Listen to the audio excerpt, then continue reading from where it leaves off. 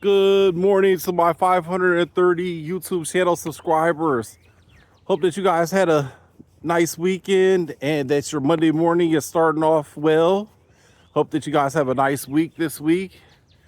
Today's topic I got for you guys, something I wanted to share. I like sharing things that I think I know that the majority of people don't know, but I just wanted to give you a brief psychological history of music and maybe movies as well, and how it affects you in your everyday life that you might not be aware of. The music and music that you listen to, and how it affects you pretty dramatically. Okay, so let's go back to the beginning of music.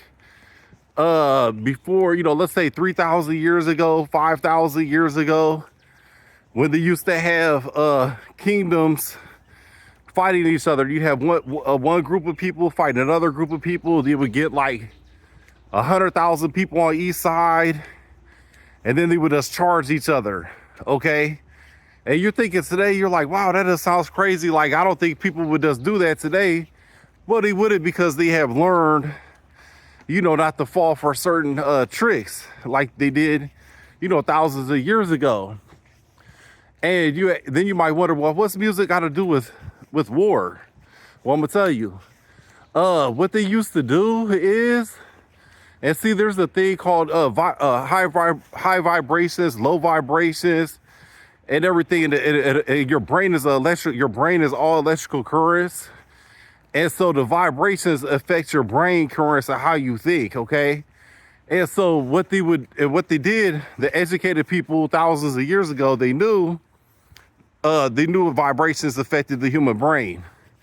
And so what they would do is they would get the most popular, well-known battle person who's been through a lot of battles, won a lot of battles. He's well-known, well-liked, a general of the army perhaps. And then they would get a bass drum and go doom, doom, doom like that. And then they have the guy in an audible voice over the bass drum saying, give me liberty or give me death. And he would do this long speech to all his soldiers at the line, and they would be doing it on both sides. One army doing it on this side, the other army doing it on the other side. And this charismatic leader would get up there and say all these words, and he'd be beating the bass drum, doom, doom, doom at the same time. And they'd get all these people worked up into a frenzy where they would be so crazy in their brain, they wouldn't care if they died right then and there. You know what I mean? And so, and then they would hit the horns, which is another vibration, and sound the horns, and then charge, and so they would charge at each other. And then, thousands and thousands of people would die, but it's because they got worked up into a frenzy over music, over the bass drum, okay? And so they did that for thousands and thousands of years. And the reason I kind of put this on my mind is because this last week or so, over the last few weeks, I just stopped listening to rap music completely. Over the last month, I would say it's probably been over a month. I just had no desire to listen to the bass music. And oddly enough, I've been listening to, I typed in on Google to work out 1970s rock. And then they had popped up was the Vietnam War music. And then I was shocked to know, even though I got a minor in history, I must have forgot, but the Vietnam War lasted from 1955 to 1975. The Vietnam War lasted for 20 years. And for some reason, I thought it only lasted for 5 years. But no, the Vietnam War actually lasted from 1955 to 1975. Now, I was born in 1976. So I was born a year after the Vietnam War ended. And it's kind of, if you think about history, it repeats itself. So you figure 40 years from now, older people will look back and think the Iraq War only lasted for 5 years, but really it lasted for 20 something years, same thing. But anyhow, so I'm listening to this Vietnam War music, this playlist. It's like 2 hours long, and I'm working out, and I'm like doing squats, lifting weights, just doing all these workouts for an hour and a half straight. And I didn't even know. It seemed like a half hour went by. And I looked at my computer. It said hour and a half went by. I was like, oh my God, I can't believe I just worked out for an hour and a half straight, nonstop, no breaks. And it had me, that music had me ready to go to war. I was like, come on, let's go. You know, I was just, in my whole mentality, listening to that music, I was like, shoot, I was just thinking like, man, I'm ready to go to war. And when you work out, you're training your body to go to war. That's why you work out for. You're training yourself to get your body ready to go to war. And so I was like, dang, I was thinking that. And then, okay, so rap music started in the late 80s, early 90s in New York City. And now I'm going to give, that's all facts I just said before. Now I'm going to give you some of my opinions and kind of like conspiracy, what I've heard, what I believe. So rap music was started in New York City in the late 80s, early 90s. Now, at the same time, and this is another fact, that the CIA government brought in all the cocaine, and the government caused the crack epidemic. And then they did another thing called, at the same time, in the 80s and 90s, they did this thing called mass incarceration, where they just locked up millions of people for any charge. And they made the sentencing, the government brought in the crack, and then they made it back in the 80s and 90s. If you got caught with 1 gram of crack, you would get like 30 years of prison. You know, so they brought it in, made a profit, they locked everybody up. And they also, the government gets $60,000 of tax money every year for each person locked up. So if you take 3 million people locked up times 60,000 a year, that's like 18 billion a year that they get for incarcerating people. So it was just a big scam for profit. But anyhow, and then in the New York in the late 80s, early 90s, they started paying the CIA funding, because rap at first was like just like party music. It was like Funkmaster Flex and all these people and stuff, and it was just a cool neighborhood type rapping. But then when the CIA seen that rap was catching on popularity wise, they started investing money into it, and they started giving $1 million contracts to anybody who would glamorize and rap about selling drugs and going to prison. And so if you talked about something like P Diddy, all all the people, Biggie Smalls and everything. So if you was real popular, a lot of people looked up to you, and you could influence millions of youth to sell drugs and go to prison like it's cool.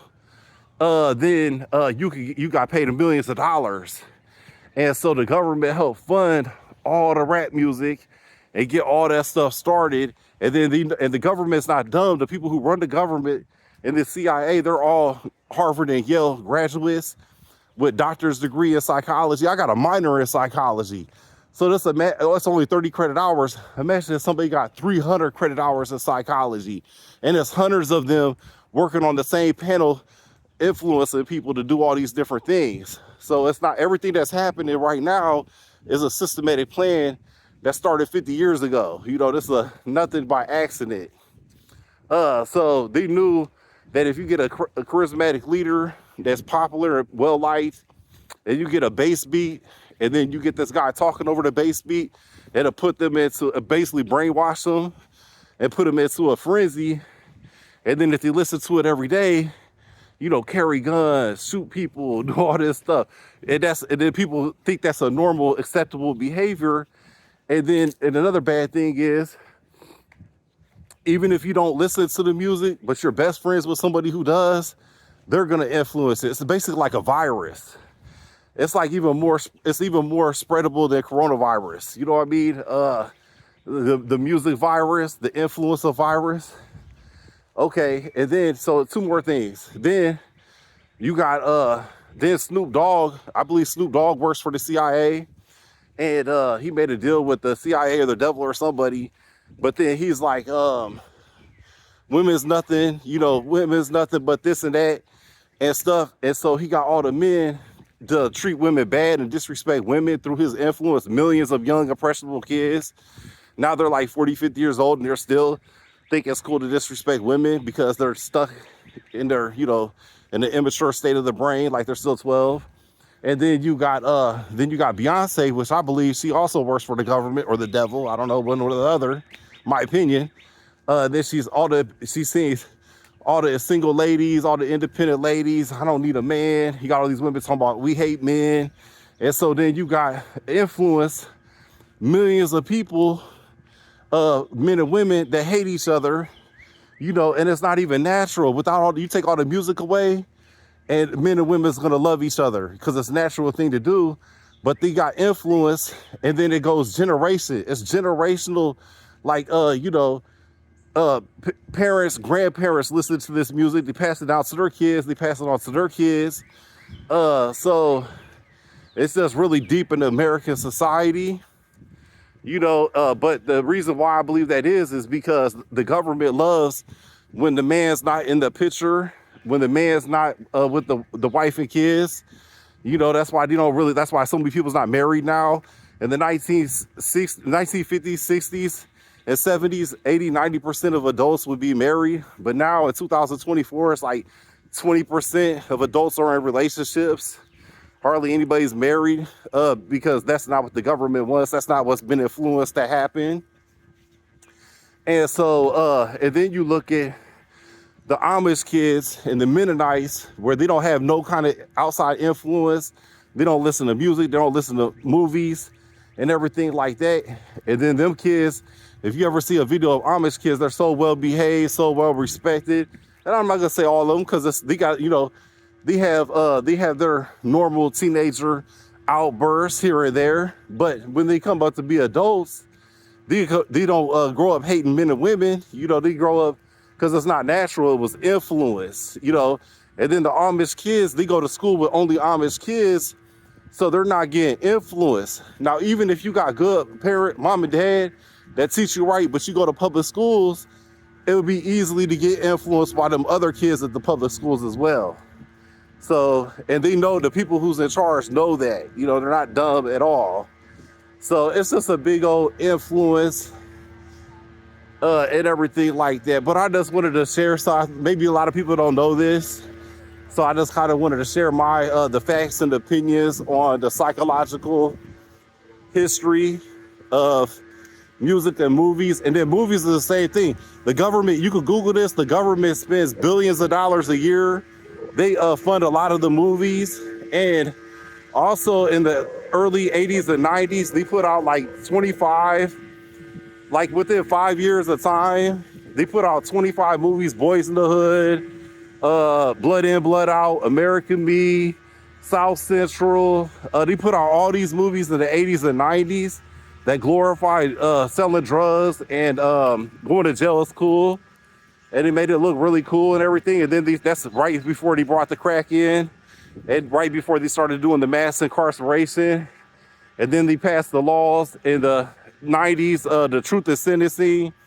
So violent crimes got 100% or 85%, even though the same people who's passing the laws is the same one who owns the record labels, and they own the prisons. So it's like, you know, they're doing it for their own benefit. And better believe that their children wasn't 15 years old, 12 years old, and listening to Snoop Dogg and watching these movies and being influenced, watching this stuff every single day. Bill Gates and them kids, they're not being influenced like that. You know, that's just for the poor, uneducated people. But just wanted to share that the psychological effects of music and movies. But that's something for you guys to be aware of, that what you listen to and what you watch, and what you eat, it has so much influence on who you are as a person. So I would suggest try listening to some more positive music and watching positive movies when you do watch movies. Just be careful what you consume, because you are what you listen to and what you see and what you smell and what you taste and touch and everything like that. So just wanted to share this with you guys, and hope you guys enjoy the rest of your day. Take care.